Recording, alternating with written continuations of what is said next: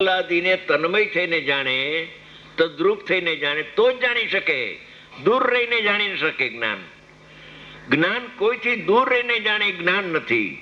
આત્માથી દૂર રહેતો નથી, માટે એકાકાર થઈને જ્ઞાન આત્માને જાણે છે. નજદીક થઈને એ રૂપ થઈને આત્મામય થઈને જ્ઞાન આત્માને જાણે છે.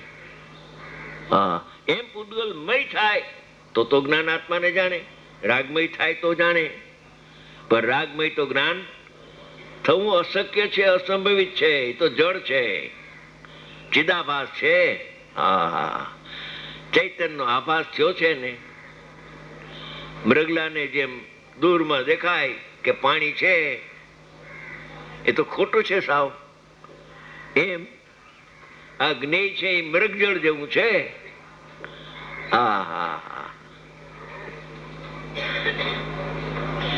જ્ઞેય જણાય છે. 1% સાચી વાત નથી, 100% જૂઠી વાત છે.